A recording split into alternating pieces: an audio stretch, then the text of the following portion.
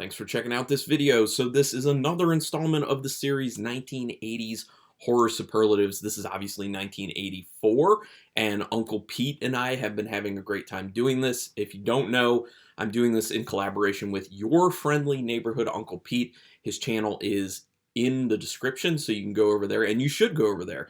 Watch my video, go watch his video. It's a bit of a competition. Then once you've seen both videos, make a determination on what you like most, picks-wise. Come back to my channel, go to the community tab, and vote. And if you are just finding this now, you can go back, watch our old videos, and the voting is still open for all of those, because whenever people discover them, you can go ahead and vote. Go ahead and throw your vote into the voting pool. Now, we've been having a wonderful time with this. It's just been a lot of fun to see what each other's picks are, because we don't know ahead of time. We're using Letterboxd as for release dates of the films, so that's why maybe they say something different where you may be looking like IMDb or something. So we're using Letterboxd for that. So it also doesn't have necessarily everything from that year, but it has almost everything. It has a ton. I'm trying to think if there's anything else that everyone needs to know. No, just that it's a lot of fun. Let's go over these categories. Oh, also, our picks are limited to what we've seen, basically. So I am not, and Uncle Pete is not, picking films we've never seen before. We have to have seen the film. So if there ends up being a better pick for us, it's very possible that we just have not seen that film yet, because there's a lot of film out there, hard to get to. Anyway, let's get to the first category. This one probably won't come as much of a surprise to many people. This is the most amazing category, and sorry if you end up hearing a stupid dog barking, because neighbors. Do the best I can, just keep going. Anyway, most amazing is A Nightmare on Elm Street. And I actually own this. I have the whole DVD collection, which I'm sure a lot of people who are horror fans own Nightmare on Elm Street. At least the first Nightmare on Elm Street. Probably an entire box set. Obviously, this is one of the biggest films of the 80s. It spawned Freddy Krueger. Then you got Freddy's Nightmares. Kind of unfortunately, I actually just started watching Freddy's Nightmares for the first time, and I'm 2 episodes in, and I might bail. It's pretty bad. But anyway, this film, phenomenal. It obviously took something like sleep, which people say is the cousin of death, and made it feel very unsafe. Wes Craven knew how to bring this film into people's nightmares by literally saying, if you go to sleep, it's not just going to be a nightmare, you're going to die. So it was such a very interesting, unique concept. So it could have gone in my most unique category, but I think of all the films from 1984 horror-wise, this was the one that fits the bill of the most amazing best. Wonderful acting, looks phenomenal, wonderful directing by Wes Craven. Obviously, Robert Englund is phenomenal as Freddy Krueger, so much so that Freddy Krueger became very iconic in the 80s and still is nowadays. I mean, you consider some of the scenes in the film too, like the blood coming out of the bed and the Johnny Depp scene where he gets it. Just, and how, at least in this first film, because it changed as the franchise went on, how creepy and scary and menacing Freddy Krueger is phenomenal. Obviously, he got a lot more like campy with doing all these one-liners and everything as the franchise went on, but it set up a franchise big time. And it's so well done. It is a masterpiece. So I'm sure not a lot of people are surprised that A Nightmare on Elm Street is my most amazing. So let's go to the best so bad it's good film. Now, people who know me probably won't be surprised by this one. It is The Mutilator, also known as Fall Break. Just the setup alone to this film is enough to let you know what you're in for and how bad it's going to be, but bad good. Literally, a kid accidentally shoots his mother, who's in the kitchen, because for his father's birthday present, he wants to shine his gun. Well, the gun was loaded, ends up shooting his mother, kills her. The father comes home, doesn't say anything, sees the situation, and then just kind of sits down in a bit of a, I don't want to say catatonic, but almost catatonic state, pours himself a drink, has a drink, and pours some of the drink into the dead mother's mouth. I mean, it is a nuts start to the film, and it just continues to be that way. Then basically they just go to this kind of, I think it's a beach house, and many years later as he's in college. That's why it's called Fall Break as well. goes there with a bunch of friends, and his father's there, was on a bender, and just starts killing them. Just starts killing them. The film doesn't make sense at all. It is probably bad on pacing, but it is one of those so bad it's good films because the characters are stupid and ridiculous. The kills are kind of fun, even though they're also ridiculous.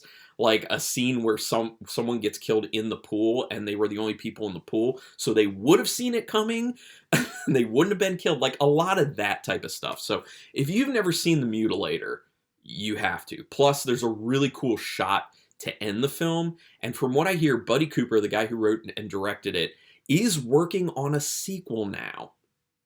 I'm excited. I mean, hopes are low, obviously, because sequels to things like this not going to be great, but let's do it. Anyway, if you haven't seen The Mutilator, make sure you do. I think it's still on Shudder at this point. So the best so bad it's good film is The Mutilator for me. The most WTF film. I'm going with The Toxic Avenger. Troma's biggest release, The Toxic Avenger. Now, this could have been fit into the best gore category as well, because there are some really good kills that look really good in this film, but it is a very WTF film to me because the concept is nuts. It's all over the place. Like, the guy who ends up becoming the Toxic Avenger, first of all, how he, flies out the window and ends up in this gigantic vat of toxic waste. And then people are basically just watching him, as they probably think, die. And they're just like, oh, he's faking it. He's acting. And then he turns into basically this toxic superhero who just starts going out dispensing justice, just bashing heads and all sorts of other things. And it's just a wild ride. And that's what we expect from Troma, obviously. It's done in such a fun way. So the humor will catch you off guard. The things happening in the film will catch you off guard. The concept overall will just catch you off guard and just have you saying WTF, but in a really, really great way saying WTF. And I also love the fact that the tutu that the guy was wearing when he goes into the toxic sludge stays as a part of the Toxic Avenger. I mean, just that concept alone, and his main fighting weapon is a mop. I mean, obviously this went on. There were, toys that came from this. There was a cartoon show, which I remember seeing when I was a kid. Insane. So my pick for most WTF film 1984 is The Toxic Avenger. Now, best gore, this probably won't surprise a lot of people. Friday the 13th franchise has really good kills, and in 1984, I think the best kills were from Friday the 13th, the final chapter. Yes, that's the one with Corey Feldman, which is a great one. Also, that wonderful Crispin Glover dancing. Love that dance scene. Just think about some of the kills in this. The one with the guy in the morgue, where it's the hacksaw that goes into his throat, and then his head gets turned all the way around. Gruesome, brutal, bloody. There's a lot of bloody kills in this. Not every kill is amazing, I will say that, but there's plenty of blood thrown at it. Crispin Glover, the meat cleaver to his face. Tons of kills like that. The guy who gets his hands pegged up against the wall, who's right at the door frame on the outside, and someone opens the door and he's right there dead. I mean, those types of things. And then another wonderful, probably the best gore scene in the whole thing is when Jason gets the machete to the eye, right through his eye, through the back of his head, and he falls down, and he's just falling further onto it as it's just going further and further in, and just copious amounts of blood. It is gruesome, and it is wonderful, fun, amazing gore. And there are a lot of deaths in that scene, in that film. There are a lot of deaths in that film. So they really piled up the bodies, and it makes it a really enjoyable film. So that's why Friday the 13th, the final chapter, is my pick for best gore.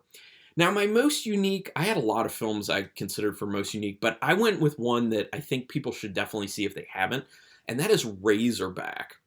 Now, this is, I think it may have fallen into the Ozploitation subgenre of horror, but it's basically it's kind of Jaws on the land, but it's like this gigantic wild boar, or a razorback as they are called, and it doesn't really feature enough of the razorback, the titular razorback. It actually ends up becoming a lot more of a story just about two main characters. The woman who ends up going She goes missing in Australia because I think they were from Britain initially, and then her husband goes after her to find out what happened because she basically just disappears, and it was at the hands of some, you know, very interesting characters. I will say that because that's another unique thing about this film is the interesting characters in it. The story does not play out the way you would necessarily think.